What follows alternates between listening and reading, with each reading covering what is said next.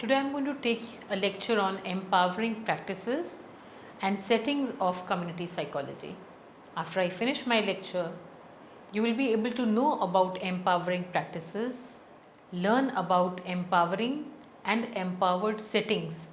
You will also understand the effect of empowerment, evaluate the principles of family support, and finally analyze the need to empower the community members.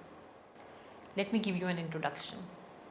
Empowering practices and services of a community requires individuals in the community, along with the professionals and paraprofessionals, their resources to bring about a change in the community.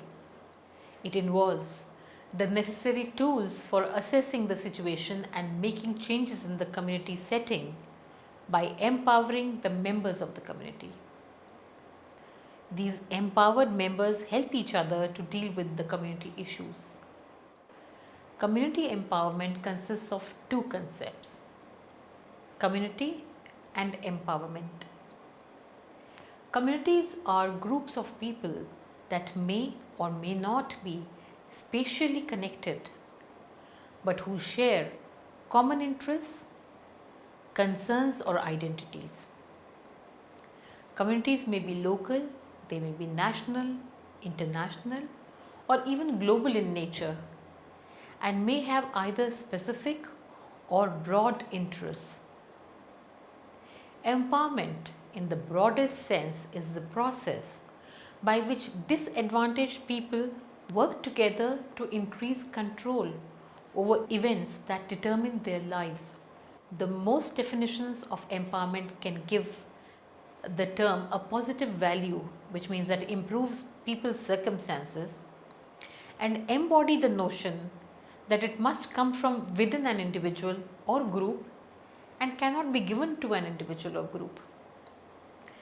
Community empowerment includes personal, which is the psychological empowerment, organizational empowerment, and broader social and political actions. Now, community empowerment is therefore both an individual and a group phenomenon. The conceptual roots of community empowerment come primarily from international development work. Poor communities needed to become more powerful. The women's health movement, which challenged the prerogative of others to define women's health concerns and remedies, and community mental health activists who stressed that people with mental disease deserved similar rights to others and ought to be treated empowering rather than controlling ways. Community empowerment is most consistently viewed as a process in the literature, something used to accomplish a particular goal or objective. For example, a social action process that promotes participation of people, organizations, and communities towards the goal of increased individual and community control, political efficacy, improved quality of life, and social justice. However, it can also be viewed as an outcome in which empowerment is the goal or objective itself and is specific to the individual, group, or the community involved. Now, the outcomes of community empowerment can have a very long time frame, often taking several years to begin to show results. This should be an important consideration for the design of health promotion programs. Let me talk to you about community empowerment as a 5-point continuum. Community empowerment as a 5-point continuum is comprised of the following elements: 1. Personal action. 2. The development of small interest groups. 3. Community organizations. 4. Partnerships. And 5th, social and political action. The continuum offers a simple linear interpretation of what is a dynamic and complex concept and articulates the various levels of empowerment from personal to organizational through collective, that is, the community action.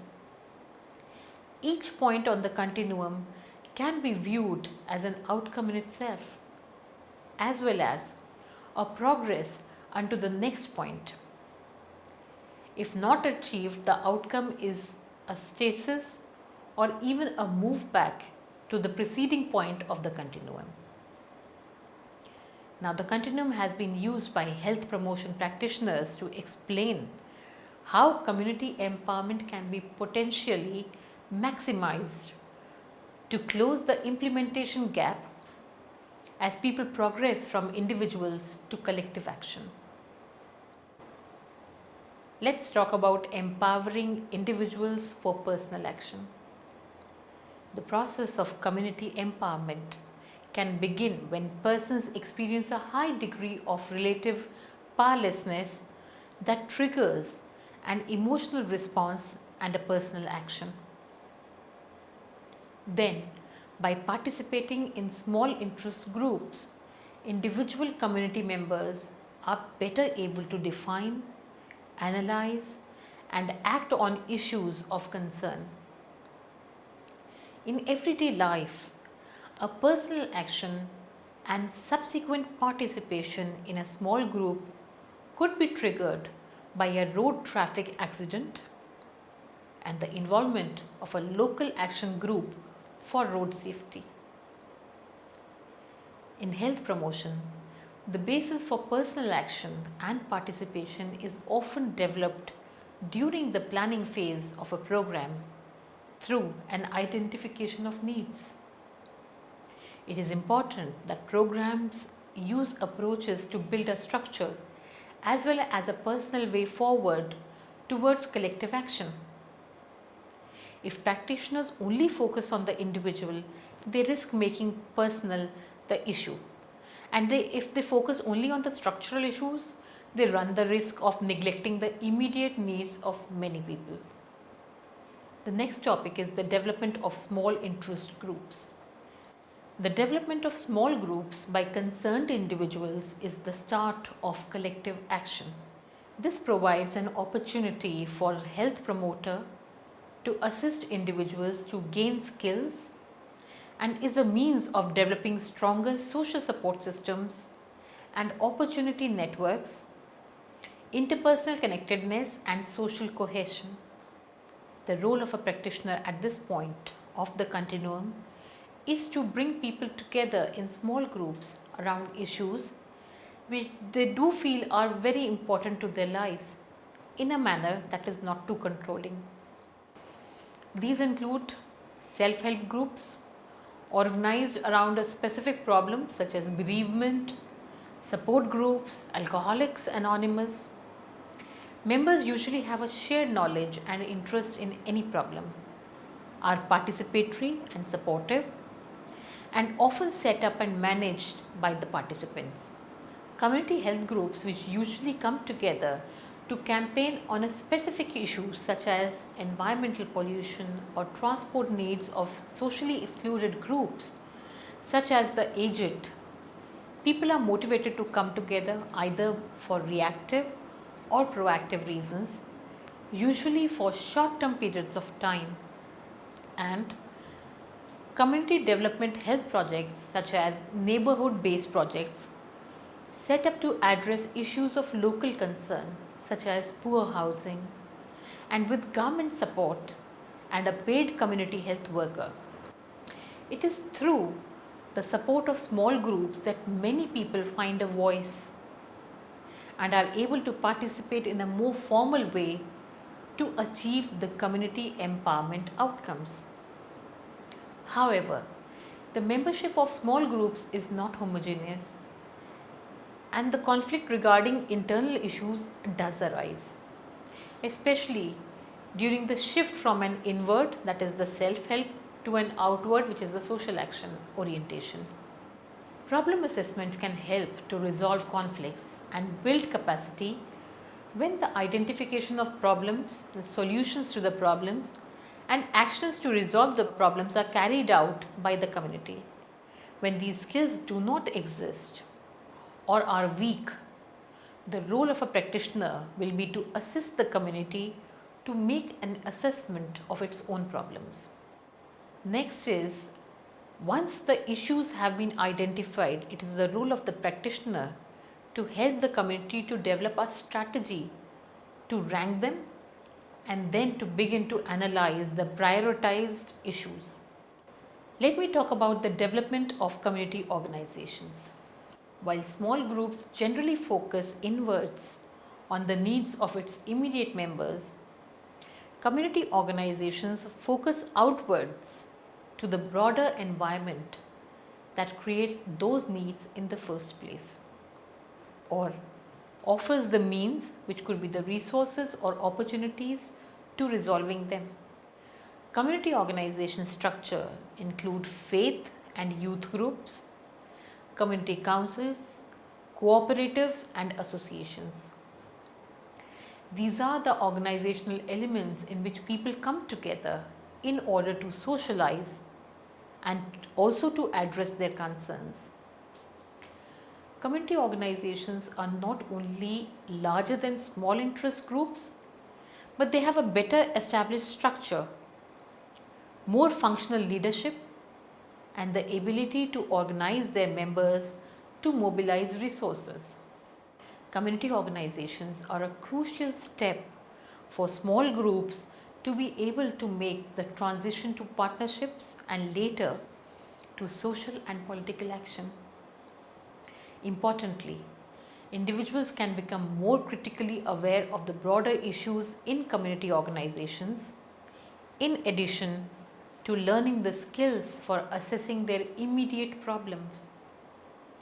Strategies to develop skills in raising awareness about the broader social and political issues that influence the determinants of health are based on the work of educationist Paulo Freire. An understanding of the underlying causes of powerlessness is a defining characteristic of empowerment, and practical approaches to develop this skill in health promotion includes photo voice. The development of community organizations and strong local leadership are closely connected. The problem of selecting appropriate leadership is discussed by Goodman in 1998, who argued that a pluralistic approach in the community, one where there is an interplay between the positional leaders, those who have been elected or appointed, and the reputational leaders, those who have informally served the community, has a better chance of leading to community capacity. The next topic is that of partnerships. To be effective in influencing higher level policy decision making, community organizations need to link with other groups sharing similar concerns. Community organizations, by forming partnerships, can strengthen social networks, better compete for limited resources, and increase participation in the concerns of other member organizations. The purpose of partnerships is to allow community organizations to grow beyond their own local concerns and to take a stronger position on broader issues through networking and advocacy. The key empowerment issue is to remain focused on a shared concern that brings the groups together and not on the individual needs or issues of the different groups in the partnership. The next topic is that of social and political action. While individuals are able to influence the direction and implementation of a program through their inputs and active participation, this alone does not constitute the community empowerment. The difference between participatory and empowerment approaches lies in the agenda and the purpose of the process. If concerned individuals remained at small group level, the conditions leading to their powerlessness would not be resolved.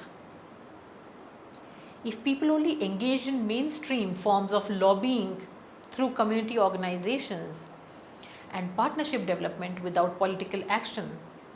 Those with power above economic and political decisions would have little reasons to listen. Now, individuals progress along the continuum from a position of personal action to a point where they are collectively involved with redressing the deeper underlying causes of their concern through social and political action. Gaining power to influence economic, political, social, and ideological change will inevitably involve the community in struggle with those already holding power.